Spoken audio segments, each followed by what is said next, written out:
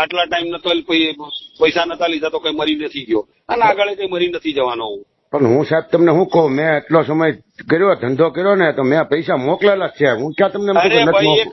અરે ભાઈ એક વાત છે, હું એમ કઉ છું મોકલાયા હશે, જે કર્યું હશે એ જવા દો. તમે એમ કહો કે તમે એમ કહો કે મને નથી મળ્યા, પણ હું તમને તમારે સાહિત્ય આપું. જય માતાજી મિત્રો, તો ફરીવાર ગુજરાતભરમાં રેકોર્ડિંગ વાયરલ થઈ ગયું છે અને તમારા જે પણ પ્રશ્ન હોય એ કમેન્ટ બોક્સ કરજો અને આખું રેકોર્ડિંગ સાંભળજો અને પછી જ કમેન્ટ બોક્સ કરજો, બરોબર? અને પેલા આખું રેકોર્ડિંગ સાંભળો અને પછી તમારા જવાબ દેજો. હા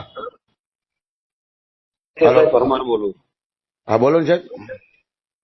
આપવાના છે કે નથી આપવાના? હા અગર ના, બે માંથી એક જ શબ્દ. સાહેબ મારી વાત સાંભળો, અત્યારે પોઝિશન મારી નબળી છે. મેં શું કીધું? હા અગર ના, બરાબર છે. એટલે એના કારણે કેમ કે ભાઈ એ પ્રમાણે મારે કામગીરી કરતા ભાવે, બરાબર? કેમ કે મને ભીખ માંગતા મને સારું નહીં લાગતું. હા પણ સાહેબ હું બધી તમારી વાત સમજુ છું, બરાબર. હા પણ અત્યારે મારી પોઝિશન સાહેબ બહુ ખરાબ છે. મેં શું કીધું? ચોખ્ખું હા અગર ના, બસ. એટલે પતી વાત. એટલે એ પ્રમાણે મારે કામગીરી જે કરવી એ કરવું. કેમ કે હું કાલે છે ને ઘરે બી આવ્યો હતો. કાલે ઘર બી બંધ હતું. ઘરે નહોતો સાહેબ? મને ખબર છે. અમે 7:30-8 વાગે આવેલા, બરાબર? એટલે કેમ કે ચોખ્ખી વાત છે. અહીં તો હા આગળ ના, અહીંયા આપણે એક જ નિયમ છે, કોઈના. ના ના, એ તો સાહેબ તમારી વાત બરોબર છે, બરાબર. જો ઓલા ખરે તમે સાહેબ ખાલી ફોન કર્યો એટલે હું તરત તમારી પાસે આવી ગયો હતો. અરે ભાઈ એક વાત છે, એ વાત ગઈ વખતે બી આયા છો કે નહીં, એ ક્યાં ગણાવવાની જરૂર છે? આ વખતે મારે આ 4મી-5મી વખત હું ફોન કરું છું. તમારી વાત સાહેબ હું સમજુ છું. તમને શરમ આવે છે કે નહીં આવતી? મને તો શરમ આવે છે. મેં આ છેલ્લી વખત ફોન કર્યો છે, બરાબર છે? હવે હું કઈ ફોન કરવાનો નથી, બરાબર? આ હકીકત વાત છે. આ તો સાહેબ હવે એકાદો દી કાઢો નહીં.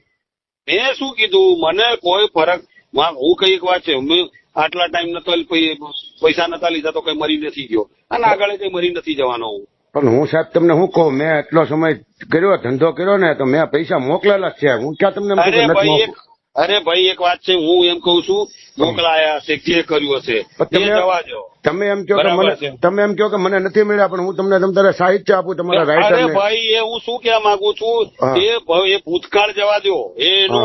એ મારે કઈ ગાવું નથી. એ મને મળ્યા નથી મળે એ મારે કઈ ગાવાનું નથી, બરાબર છે? કેમ કે આ એક પેલા એના માટે હું વારે ઘડિયા આ 6મી-7મી વખત હું ફોન કરું, સાહેબ હમણાં આવું, ના સાહેબ કાલે આવું, અરે સાહેબ 2 દિવસમાં પોખતો કરી દો, સાહેબ જગદીશભાઈને મોકલી આપજો. અરે યાર, બરાબર છે? તો મને કઈ ભીખ, મને ભીખ માંગવી ગમતી નથી. મારામાં છે તાકાત. તો હવે સાહેબ તમે કેમ કરું બોલો, બરાબર? ના હું શું કહું? એકાદો દી જો સાહેબ નીકળે એમ હોય, બરાબર? હું શું કહું? એનું કારણ છે ને. અને પછી એક વાત છે, અને પછી આ મહિને ફરી પાછો કઈક પૈસા લેવા મોકલીશ ને, એટલે એમ જ કે છે કે આ મહિને હમણાં 10 તારીખે તો પૈસા આલ્યા છે. એટલે શું કરવાનું? સાહેબ મારે બધું બંધ છે, તોય હું તમને ના નથી પડતો. પણ ના, હું ચોખ્ખી જ વાત કઉ છું, આપણે ધંધો ના કરતા હોય તો નહીં જ કરવાનો. હકીકત વાત છે. એટલે તમે તારે ડિસ્ટર્બ પૂછો, મને ના પાડેલી છે એટલે હું કઈ નથી કરતો. પણ હું શું કહેવા માંગુ, કઈ વાંધો નહીં, કઈ વાંધો. મેં પેલા કીધું તો ખરું, બરાબર છે? મેં પેલા મને પેલા પૈસા મળ્યા નહીં મળ્યા, ચલો એ અલગ વસ્તુ છે, બરાબર છે? પણ ત્યારે બી હું મરી નતો ગયો, આજે નહીં મરી ગયો, આગળ બી મરી નહીં જવાનો. પણ હું તમને એમ કહું સાહેબ, તમે એમ કહો કે મને નથી મળ્યા, પણ હું તમને તમારા રાઇટર પાસે રૂબરૂ વાત કરાવું. બોલો આજુભાઈ એ અલગ, એ ભૂતકાળ છોડો, એમાં મારે કાંઈ પડવું નથી, બરાબર છે? આજુભાઈ તમારા રાઇટર હતા, એ લઈ ગયેલા છે. નરેશભાઈ તમારા રાઇટર હતા, એ લઈ ગયેલા છે. બધા ભગવાન બધાનું ભલું કરે, બરાબર? હું પ્રાર્થના કરું છું ભગવાન બધાનું ભલું કરે, બરાબર? એટલે મેં એટલા માટે મેં કીધું, હું જો પૈસા મળશે સારી વાત છે, નહીં મળે તો કોઈ વાંધો નહીં. કોઈ મરતું નથી ને કોઈ મરવાનું નથી. કાંઈ વાંધો નહીં સાહેબ, હાલ સુધીમાં હું તમને પોગાડી દઉં.